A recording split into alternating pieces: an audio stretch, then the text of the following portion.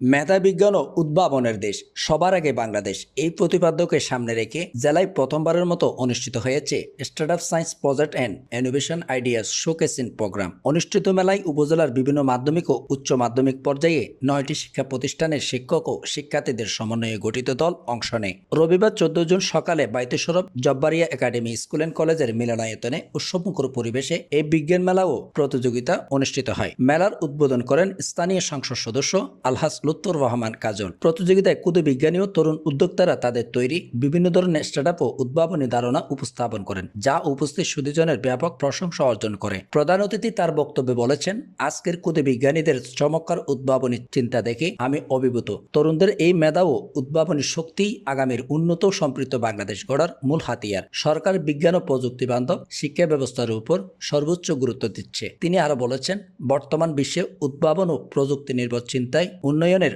প্রধান চালিকা শক্তি। তরুণদের সৃজনশীলতা ও সমস্যা সমাধানের দক্ষতা দেশের অর্থনীতি ও সামাজিক উন্নয়নে গুরুত্বপূর্ণ ভূমিকা রাখবে। কিভাবে স্টার্টআপ শুরু করা যায় সেই বিষয়ে তরুণদের উৎসাহিত করেন এমপি কাজল। এই বিষয়ে তিনি বিজ্ঞান ও প্রযুক্তি মন্ত্রণালয়ের সাথে কথা বলবে বলে জানান। উদ্বোধনের মধ্য দিয়ে মেলার কার্যক্রম আনুষ্ঠানিকভাবে শুরু হয়। দিনব্যাপী প্রদর্শনী ও আলোচনা সভা এবং অভিজ্ঞতা বিনিময় কর্মসূচি অনুষ্ঠিত হয়। অনুষ্ঠান শেষে সেরা স্টার্টআপ, সায়েন্স প্রজেক্ট ও ইনোভেশন আইডিয়া উপস্থাপনকারীদের মধ্যে পুরস্কার ও সনদপত্র বিতরণ করেন অতিথিরা। আয়োজকরা আশা প্রকাশ করেন, এই ধরনের উদ্যোগ তরুণদের মধ্যে গবেষণা, উদ্ভাবন ও উদ্যোক্তা হওয়ার আগ্রহ আরও বৃদ্ধি করবে এবং দেশের টেকসই উন্নয়নে ইতিবাচক ভূমিকা রাখবে।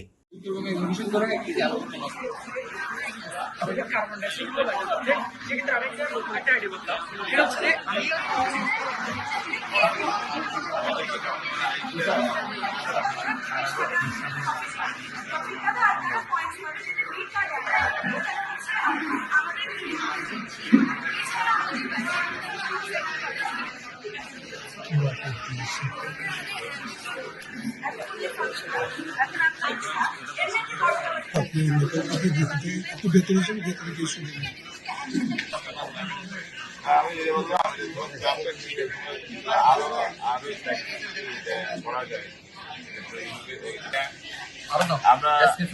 আমরা বিজ্ঞান ও প্রযুক্তি মন্ত্রণালয়কে বলবো যে আপনাদের এই ইনোভেশন স্টার্টআপ এইগুলো পৃষ্ঠপোষকতা করা যায় কিনা। আমি নিজেই বলছি, তোমরা সাথে যে গ্রুপটা কাজ করছো ঠিকঠাক হয়, নতুন নতুন আরো কমার্শিয়ালি ভাইবল হয় কিনা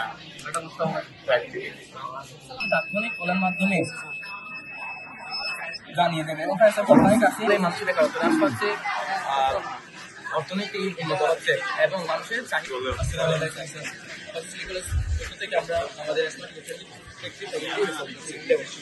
আমরা মাঝে আলাপ করবো। অবশ্যই এটা আপনাদের একটা প্রজেক্ট হিসেবে নিব। এটা যখন আমার